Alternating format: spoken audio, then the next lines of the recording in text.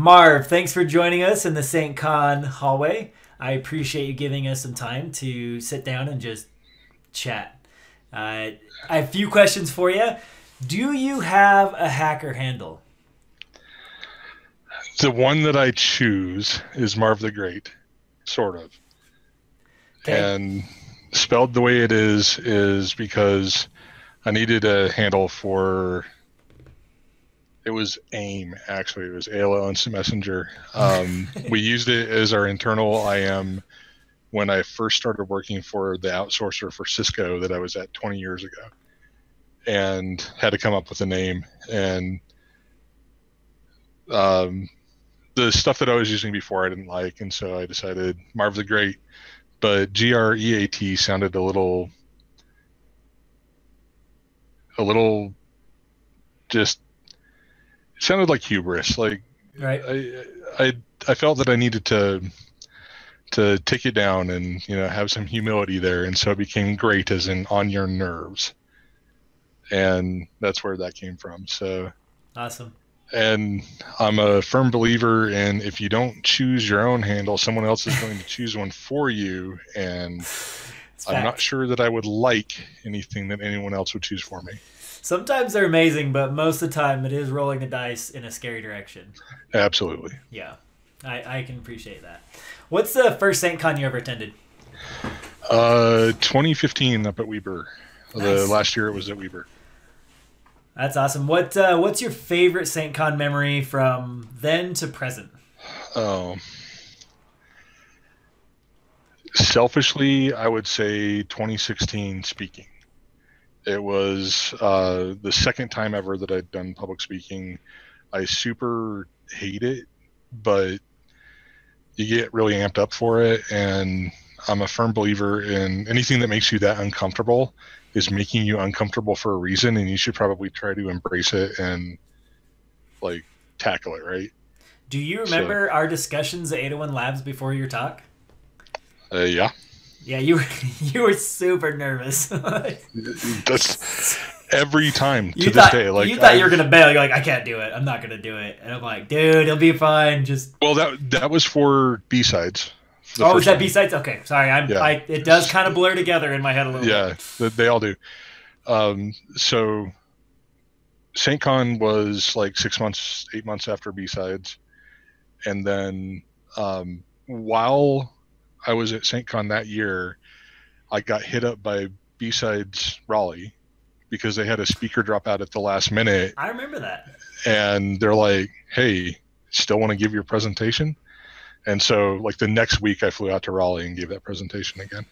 with some liquid courage, if I remember right. No, that was for B-side Salt Lake City. Absolutely. I was definitely not sober when I was on stage for that. But for Raleigh, I had to take a red eye that night to RDU, and then got up early, went straight to the conference venue, and got set up. And I was the second speaker right after Paul Vixie, the guy who wrote Bind. Um, Are we friends with the and B sides Raleigh people, or is it like a West Side Story oh thing? no, absolutely, we're friends. Okay, okay, Actually, okay. so one of the B-sides Raleigh people lives half the year in Utah now with Then, him and his wife. then of course we're friends with them. Yeah, Wait, yeah, which he's half? The winter half or the summer half? the winter half because he's one of those ski guys. Okay, I won't because pretend to understand that. it's pretty hot right now, right? Like it's we're nuking a And little bit. they've got a hurricane coming through the eastern seaboard right now. So Thankfully, we don't get those. yeah, That's we don't need that on top of coronavirus. That's not or cool. earthquakes or We do get civil those. unrest or whatever else. So, I was trying to think of like all the community stuff that I keep running into at, and is there an infosec community thing that you have not been a part of in Utah? Um, Nothing I'm aware of. I'm You got the full bingo card. You just checked them all off. my history with the space. I am committee for B-side Salt Lake City.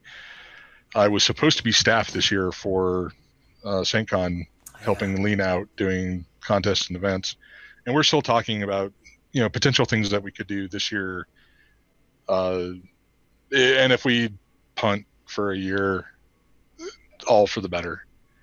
But fact of the matter is, this year, if they tried to hold it, I wouldn't be there, and that would suck. But It's not being held. We're trying to figure out what makes sense. I don't know. That's kind of above my pay grade. I just figured I just get to chat with everybody, so we're just gonna do this. Yeah, absolutely. I had a bunch of good keynotes lined up, but then that all kind of fell through. So now we're pivoting. And knowing what at least one of them was, super wish I could have been there. I was excited. I still am. I think we're still gonna pull it off, but we got to do it safely, and I don't want to be responsible for killing somebody's grandma. Like, I'm not. Absolutely. I don't want to be responsible for that.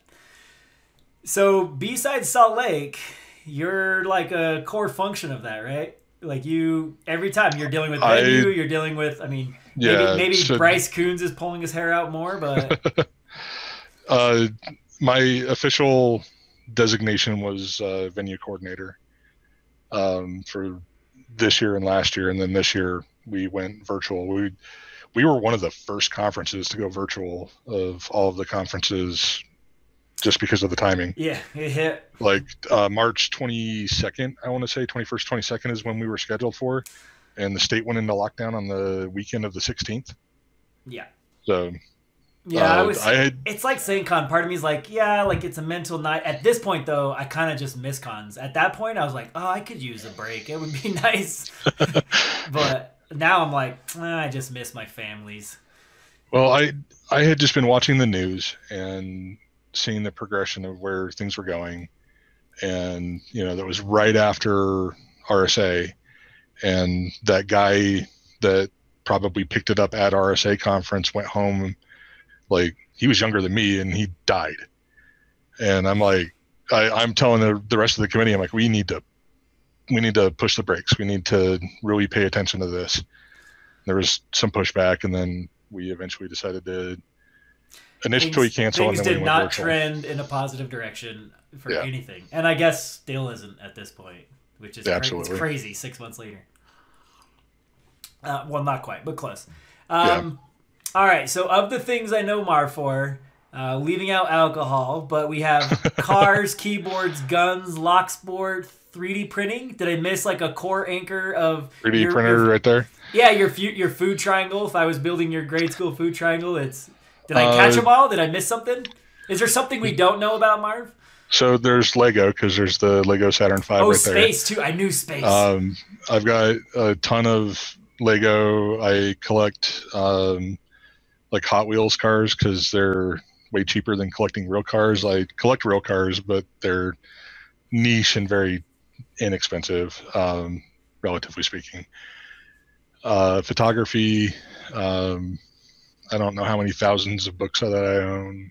So on LinkedIn, you just have every skill. Other people put skills on LinkedIn, and you now have to like approve the skill. Yeah, because people like me started trolling people, like signing them up for being like professional belly dancers and stuff. So yeah, yeah, exactly. So I won't say that every skill that is on my LinkedIn is one that I possess. I also am way too lazy to go clean that up. So for cars, you're not talking NASCAR. You're talking how would you put this in English for everybody else? Cars 2. The super sport cars from Europe. I'm trying to dumb it down here, but yeah. Because I remember you were like, it's the middle of the night and I got to watch this special streaming service to catch this car race for 24 hours. Yeah, that's for watching sports car racing. So a close friend of mine, his brother-in-law owns and is the principal driver for a sports car racing team, Magnus Racing GRC. So they're in a Lamborghini Huracan currently, and previously they've won the 24 Hours of Daytona, once in an Audi R8 LMS and once in a Porsche GT3 Cup. And that's what got me into sports car racing, because I've got a dog in the fight. I've got someone that I can really follow, that I know personally. Like, his brother-in-law is one of my closest friends. I know his wife. I know his employee / other brother-in-law that has worked for him for several years. I won't pretend to be close friends with him, but it's a dude that I know. And so when you have that personal connection into the sport, it really means a lot more. But I've been into auto racing my entire life. I grew up watching Indy, even NASCAR. Just every weekend there was a race on and we'd be watching it. And Monaco happens the same day as the Indy 500 traditionally. So I would watch Monaco Formula One before the Indy 500 every year. Awesome. Is that like just your friend or your family do it too? Have you now built friends that also do that together? My dad is who got me into it because Okay. he loved watching auto racing, and so did I. And then in general, I just like any form of motorsports. It doesn't really matter what it is, from like Engines on a lawnmower just ripping down the street. Yeah, swamp buggy racing to Formula One. Awesome. I'll watch it all. Mechanical keyboards. I know you guys are like big in this, and I get a little envious. I watch this, and you guys are like, I mean, you're posting a new keyboard a week. How many keyboards do you have? North of 30. And then, okay, so that's a lot, right? How many of those keyboards? Almost all of them. How many random keys do you have lying around that are not in keyboards? Switches or caps? See, because those are very wildly different answers. You're now above my pay grade. I don't know. Because what's the difference? Switches get stitches? What's a switch? What's a cap? So there's a serious non-negative chance that it's somewhere in the mess of my desk I can find key switches that are just lying around. So the switch is the mechanical bit that moves, and the keycap is the bit that you press that pops off. Yeah, that makes sense. I'm now, next time somebody asks me, I'm gonna be an expert. I got it. Several thousand keycaps in full kits that are ready to go, and also just like random grab bag stuff. Switches, I probably am sitting on 800 or 900 switches currently. And you're not selling these. You're just doing this for yourself. Oh no, I'm a tech hoarder. Yeah. So have you settled on the best one, or are you just always rotating them? Oh, I switch keyboards out all the time. Because I want to use different switches or different aesthetics, or when I want to go back to my ortho. I like ortholinear keyboards, which are patterned in a grid rather than the standard like offset QWERTY style that you're used to. Dvorak. No. I still like all my keyboards are still QWERTY. It's just the layout may be ortholinear instead of the staggered. Who got you into keyboards? The only person I know who's as diehard or crazier than you is Caesar from the Black Hat. It was Caesar. It was Caesar? 100%, yes. Caesar. You know you've cost Marv a lot of money, Caesar.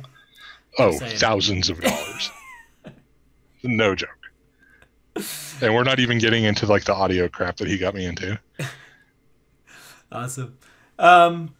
So recently on Twitter, your old company Rift everybody lost a contract. I don't want to dwell on that, but the story there is maybe I'm missing some pieces. Oh, this is insane, man. I'm going to tell you my external view, and then you give me the leads. I'll lay it out, but yeah. External view was you're like, hey, we all got Rift, Twitters.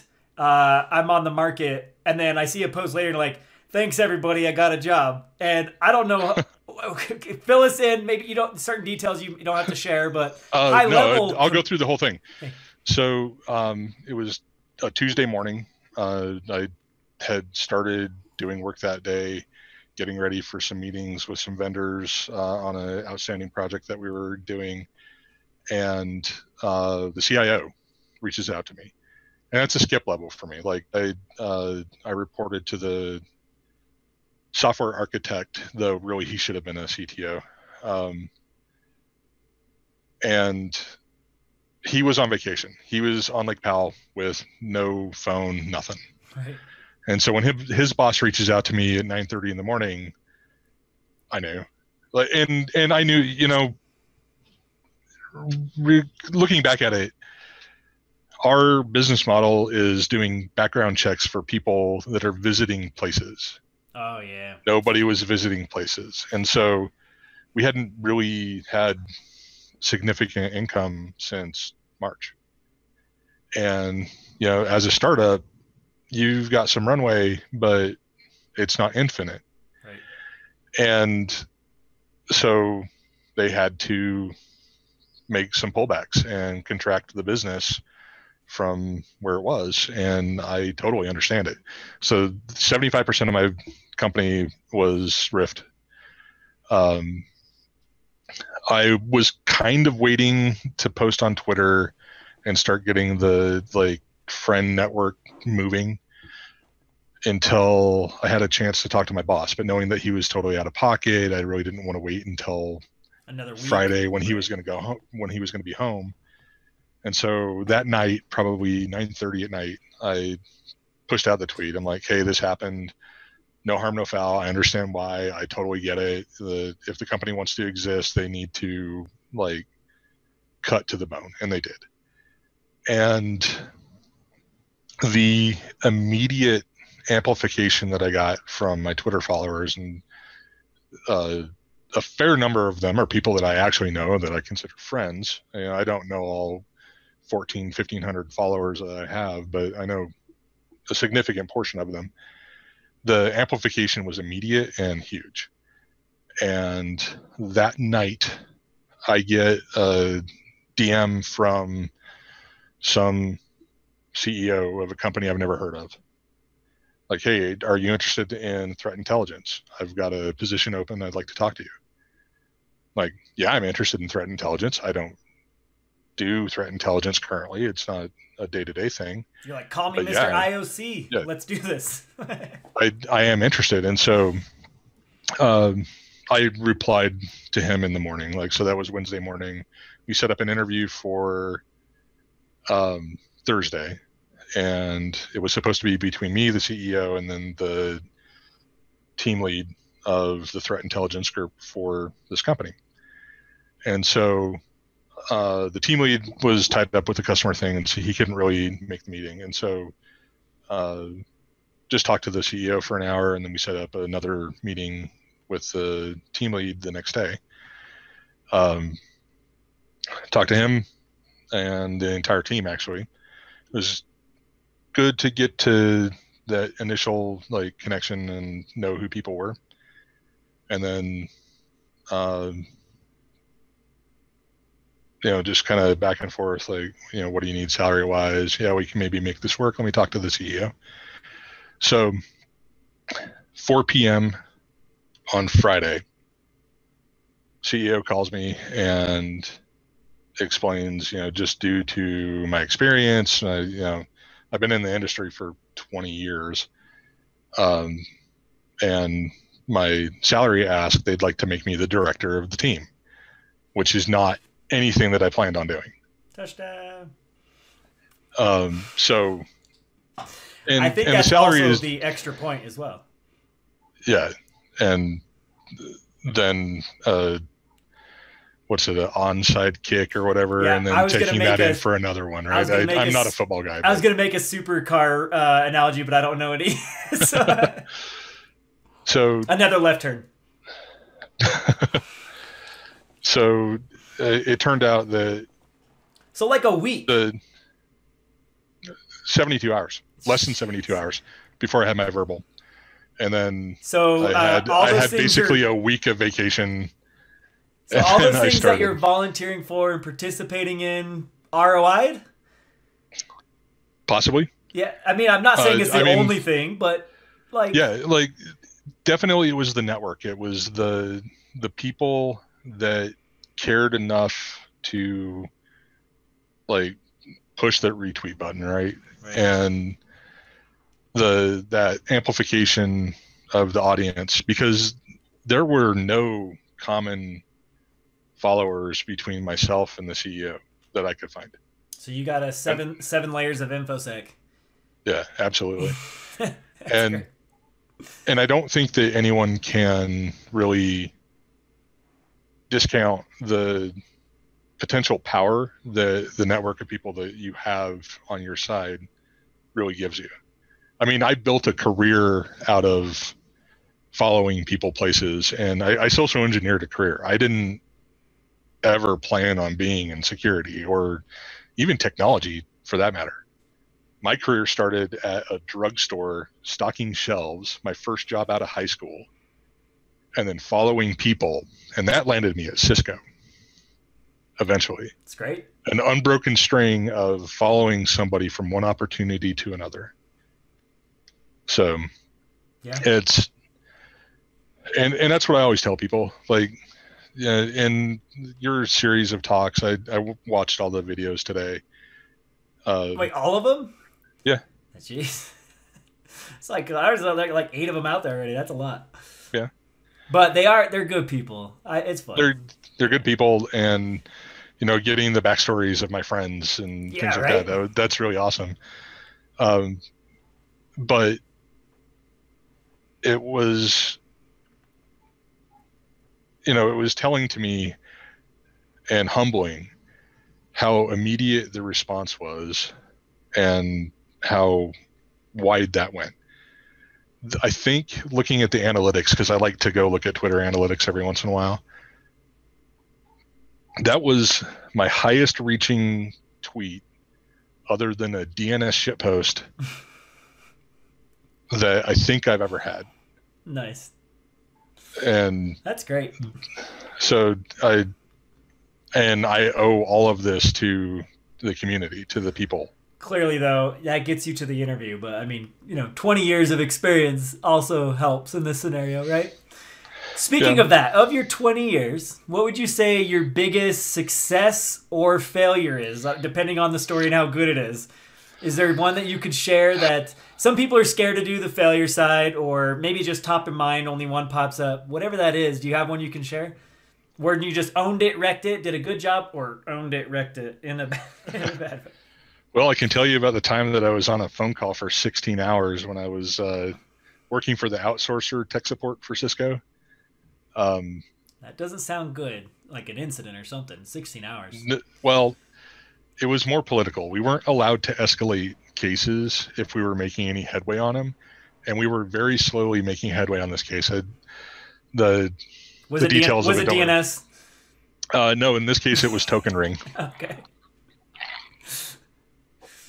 But, and it would have gone longer if the fire alarm in the building hadn't gone off. Did you pull the fire alarm, Marv? I did not. I didn't did even somebody, get up from... Did somebody on your team pull the fire alarm? No, it took the fireman that came and cleared the building. It took him like 3 hours to clear the building.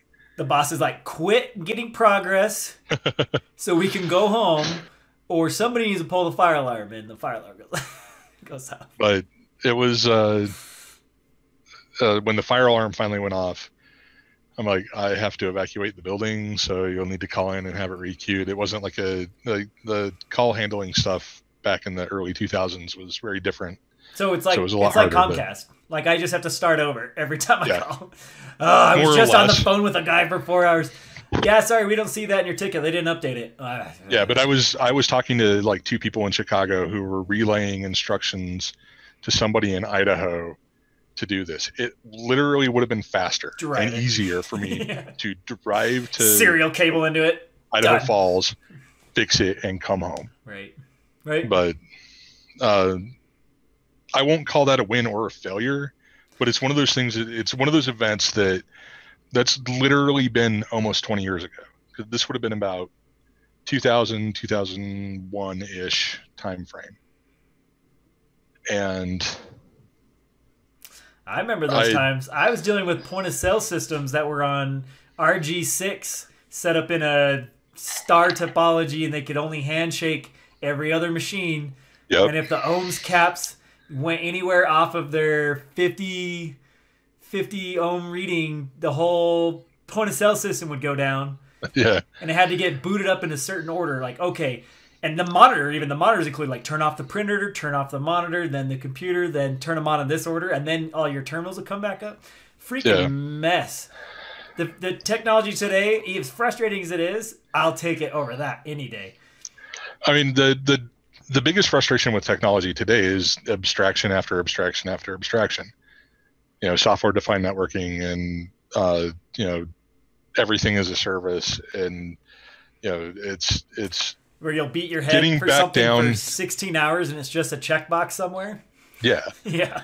But things are so much more capable, and I'm not talking just like raw internet speed or an NVMe performance over an MFM hard drive from 1980, but just everything is so much more performant and goes together easier.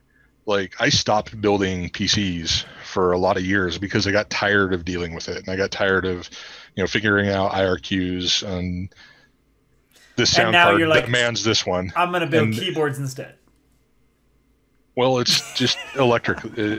It's electric connections and an MCU. That's what it is. But I think like building a keyboard, that sounds like a lot of work. I'm just going to buy one from Amazon. It's a lot of soldering, but soldering for me now is fun. It wasn't always. Right. In fact, I learned how to solder at SaintCon. Did you? At Weber in 2015. First thing I ever soldered in my life was the Saint Arduino. Awesome. The little Arduino clone. That's great. I still have it somewhere. I won a soldering competition in high school and got offered a job to go and solder at like near the airport for full but I couldn't get a ride there, so I didn't get the job. And thankfully I didn't, because I'm pretty sure my entire job would be done by robots. Oh yeah. Yeah. But weird career path. Yeah. I mean, I started stocking shelves at Payless Drugstore in 1994, and in 2005 I was working for the world's largest networking company. Yeah. And all the jobs that I had between those two, that was a straight line of people. That's great.